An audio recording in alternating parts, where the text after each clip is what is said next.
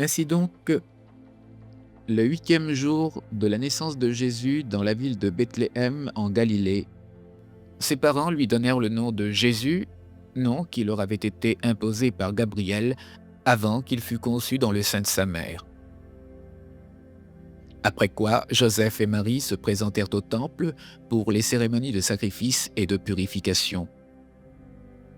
C'était en fait une cérémonie collective à laquelle participaient les parents de tous les premiers-nés d'Israël.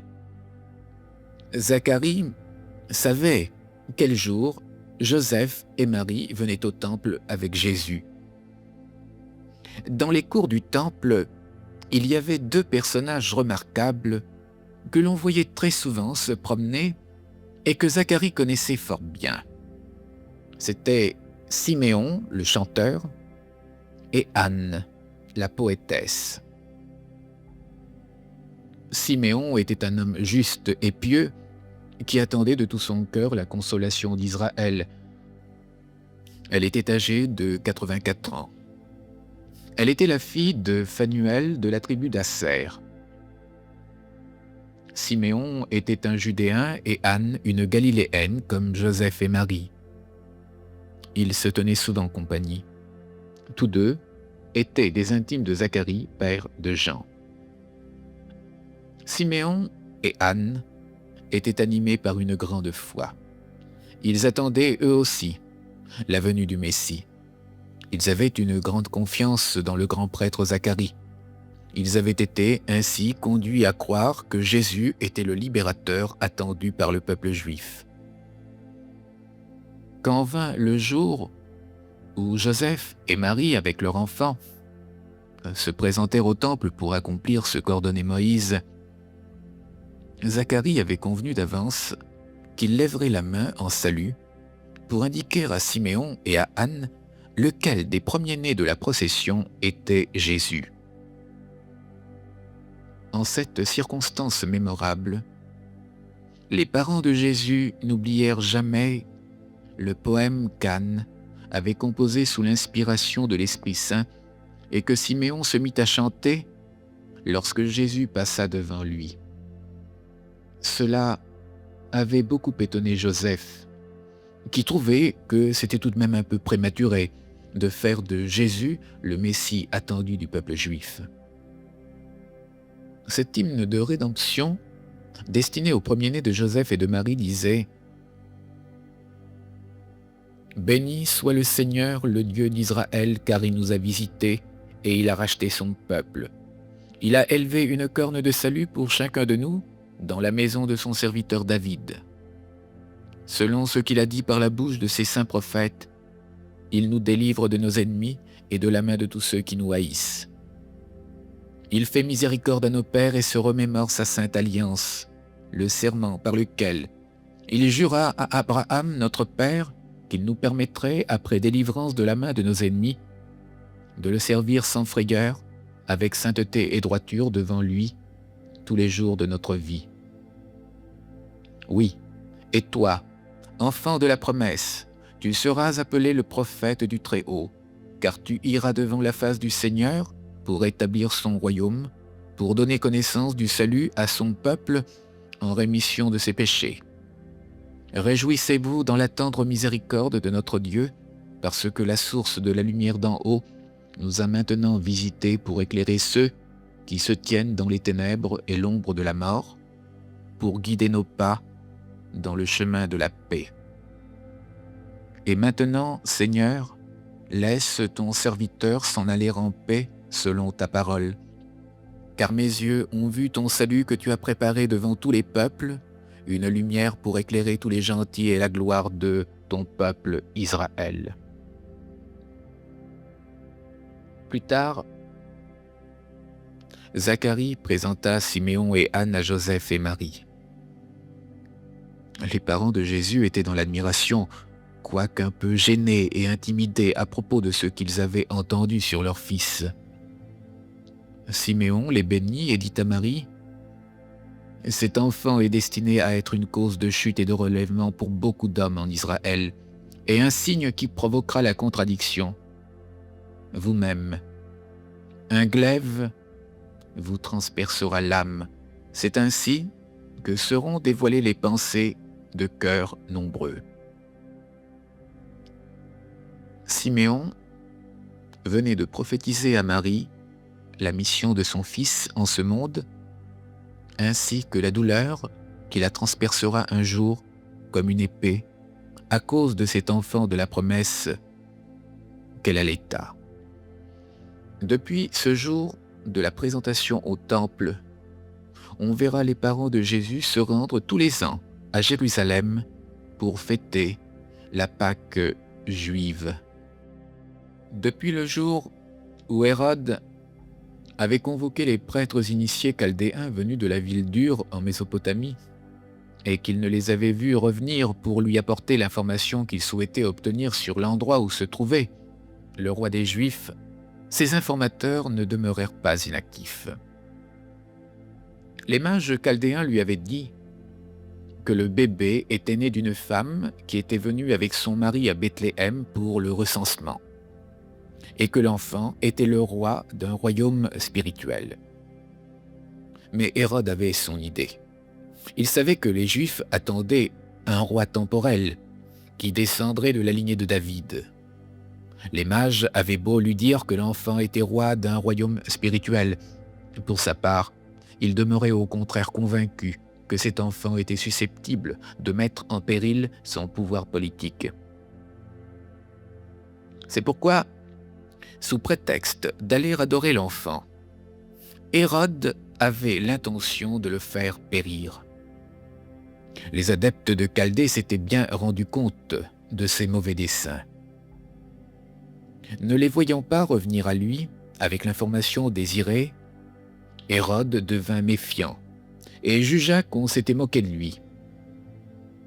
L'année venait de s'écouler depuis la naissance de Jésus, et ses espions n'avaient toujours pas retrouvé la trace de l'enfant à Bethléem.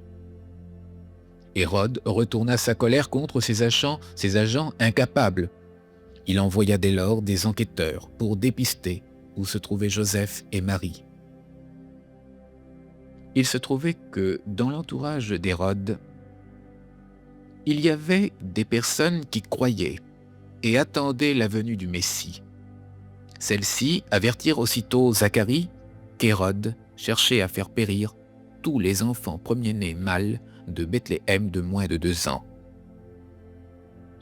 Jésus était âgé d'un peu plus d'1 an.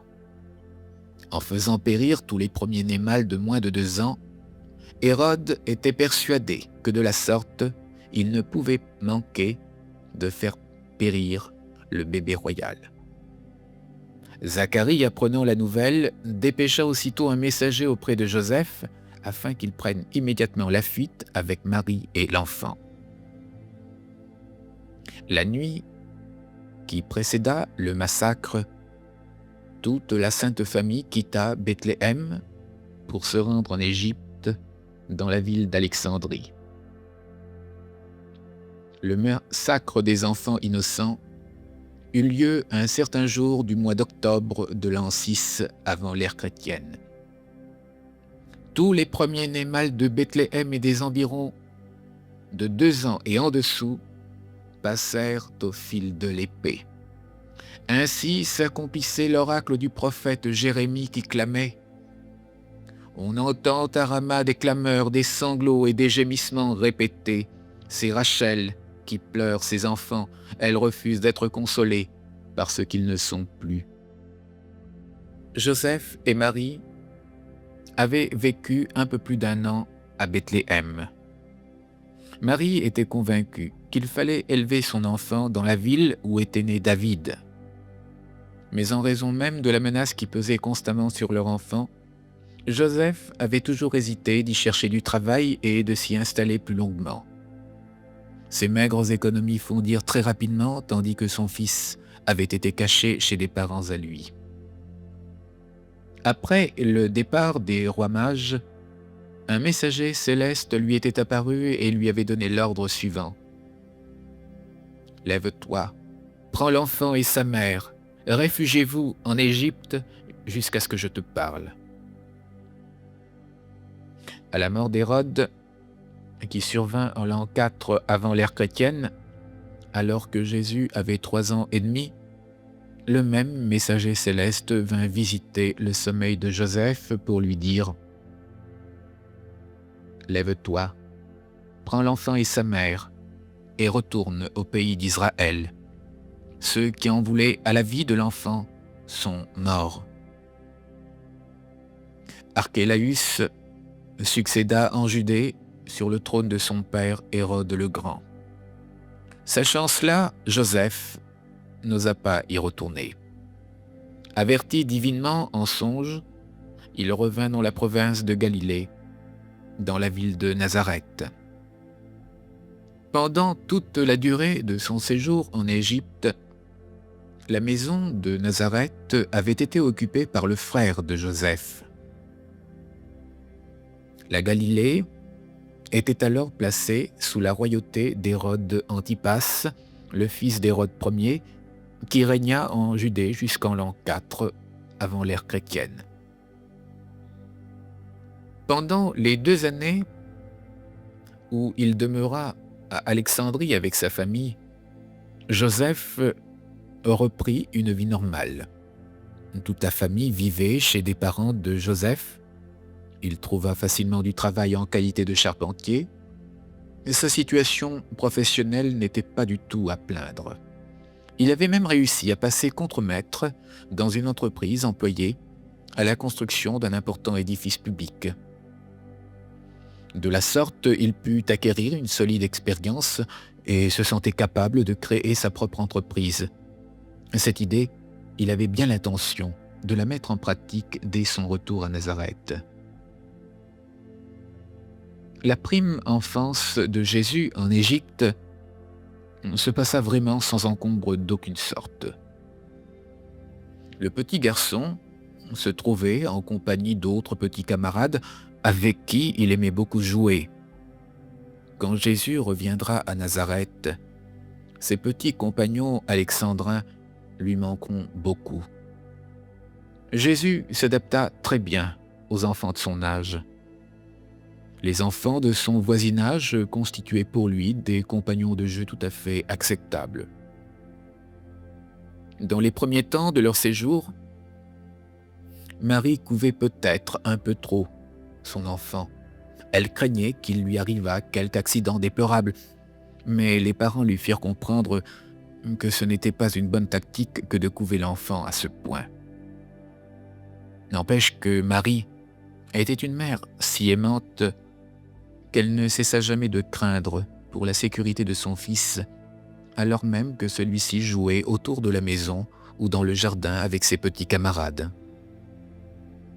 Comme tous les petits-enfants, Jésus commettait aussi ces petites bourdes. Elles étaient nécessaires à son expérience humaine. Mais dans l'ensemble, sa santé étant bonne, l'enfant croissait normalement. Des amis égyptiens de la famille avaient fait comprendre à Joseph et Marie que leur enfant avait une carrière infiniment plus intéressante à Alexandrie, ville savante et cosmopolite par excellence, qu'en Palestine. Un moment, Joseph hésita s'il fallait ou non rejoindre la ville de Nazareth. Finalement, il se décida à partir quelque temps après qu'il apprit la nouvelle de la mort d'Hérode Ier. Toute la sainte famille s'embarqua à bord d'un bateau appartenant à un de ses amis. Ils quittèrent Alexandrie et arrivèrent au port de Jaffa vers la fin du mois d'août de l'an 4 avant l'ère chrétienne. Ils rejoignirent ensuite Bethléem. En octobre de la même année, ils décidèrent fermement de revenir à Nazareth. Pendant les 4 jours que dura leur voyage, les parents de Bethléem les raccompagnèrent car on estimait la route peu sûre. 5 siècles avant la venue du Christ sur terre, Empédocle avait dit « Pour l'âme qui vient du ciel, la naissance est une mort. » Il faut toutefois nous rappeler que le corps de Jésus était habité par l'âme d'Élisée, comme celui de Jean était rempli de l'esprit d'Élie.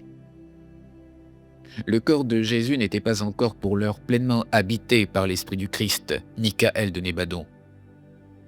Mais ce que l'on peut préciser, c'est que l'âme de Jésus Élisée était placée sous le contrôle de l'emprise du Christ Michaël, qui agissait ainsi sur la forme physique, à partir de la zone éthérique de notre monde planétaire.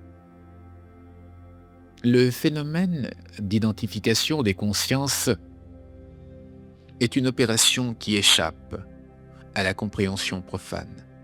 Il ne peut être compris qu'intuitivement. La compréhension de ce phénomène donne la clé et l'explication de ce que l'on appelle l'inspiration ou le don de prophétie. Le prophétisme, c'est l'identification de la conscience de l'âme avec la conscience spirituelle appartenant à une personnalité divine ou à une entité spirituelle hautement évoluée. La prophétie n'est accessible qu'à des êtres humains hautement évolués. Pour y parvenir, l'homme doit nécessairement passer par les diverses étapes de l'initiation hermétique. Le prophétisme ne doit surtout pas être confondu avec le phénomène de la médiumnité propre aux pratiques des spirites. Dans la médiumnité spirite, il se produit également un phénomène d'identification de la conscience humaine avec une conscience extra-humaine. La plupart des médiums pensent ainsi être en contact avec l'esprit des défunts. Mais à la vérité, c'est très rarement le cas. L'identification se fait avec des entités non humaines qui présentent pour le mental humain les plus gros risques de danger. Ce type de médiumnité peut conduire à la folie. La prophétie ne conduit jamais à la folie. Le médium n'est pas un initié. S'il l'était, il ne serait pas médium. Le prophète, quant à lui, est réellement un initié. Son esprit communique et communie, sous certaines conditions, avec les êtres spirituels qui guident le plan de l'évolution humaine. L'enfant Jésus avait ceci de particulier dès la naissance. Tout en étant la réincarnation d'Élisée, un des frères de l'Agartha, il était placé sous la protection et la bénédiction de Michaël de Nébadon. Michaël agissait sur la conscience de Jésus à partir du plan éthérique. C'était sur le plan éthérique que se trouvait l'étonnante personnalité divine du Fils créateur Michaël. Si cette personnalité s'était immédiatement incarnée dans le corps de Jésus, les vibrations intenses du Fils créateur auraient immédiatement et instantanément entraîné la désagrégation de l'enveloppe charnelle. La croissance physique en aurait été rendue impossible. Voilà pourquoi Élisée devait s'incarner en tant que Jésus pour fabriquer au Christ le véhicule d'expression à travers lequel il était appelé à se manifester bientôt. Ainsi donc, dès la naissance, l'enfant Jésus communiait inconsciemment avec l'Esprit du Christ. Par ailleurs, Marie, en tant que mère aimante de son Fils, n'était pas consciente qu'un certain nombre de personnalités invisibles à ses yeux assuraient la protection occulte de Jésus contre des accidents qui pourraient être fatals au maintien de l'existence de sa forme physique. Jusqu'à un certain point, l'homme Jésus était protégé. Mais cela n'excluait pas le fait qu'il était, comme n'importe quel mortel, soumis aux aléas et aux vicissitudes de l'existence terrestre. C'est un point qui mérite d'être noté et retenu. Mais pour que l'Esprit du Christ puisse un jour s'exprimer pleinement dans la forme physique de l'homme Jésus de Nazareth, Il fallait laisser au temps accomplir les ajustements vibratoires indispensables. Il fallait donc que l'enfant Jésus grandisse dans le calme de la Galilée. C'était vrai hier, c'est encore vrai aujourd'hui. Les âmes profondes et tendres ont besoin de silence et de paix pour éclore. Le paysage de la Galilée était tout à fait propice à l'épanouissement physique et spirituel de Jésus. Le bourg de Nazareth n'a pratiquement pas changé dans le cours des siècles. Au dire des voyageurs, ces maisons étagées sous le roc ressemblent à des cubes blancs semés dans une forêt de grenadiers, de figuiers et de vignes que traversent de grands vols de colombes. La maison de Joseph était située dans un lieu de fraîcheur et de verdure où circulait l'air vif des montagnes. C'est là que Joseph, à son retour d'Alexandrie, construisit un petit atelier près de la fontaine du village et du caravansérail. Il y fabriquait des charrues, des jougs et d'autres objets en bois. À son travail, il avait associé ses deux frères qu'il envoyait travailler à l'extérieur. Pour la première fois de sa vie, Marie commençait à apprécier sa vie de famille. Jésus grandira dans ce milieu simple d'artisans. C'est là qu'il reçut son premier enseignement. C'est là que, d'abord par la bouche du Père et de la Mère, il apprit à connaître les Écritures. À la fête des tabernacles, on dressait dans le jardin une cabane de branchages, de myrte et d'olivier, en souvenir du temps immémorial des patriarches nomades. On allumait ensuite un chandelier à 7 branches, symbole des 7 esprits devant le trône de Dieu. Puis, on ouvrait les rouleaux de papyrus et on lisait les saintes Écritures. Dans le verbe de son père Joseph, comme dans l'amour de sa mère Marie, Jésus bénéficiait de toute la chaleur qui se dégageait d'une vie toute spirituelle, où le travail des mains était aussi noble que celui de la pensée. Si vous avez aimé cette vidéo, n'hésitez pas à mettre un j'aime et à vous abonner à la chaîne Piotr Phoenix. C'est gratuit. Ce petit geste nous aide beaucoup pour permettre à un plus grand nombre de personnes de découvrir nos vidéos. Merci à vous.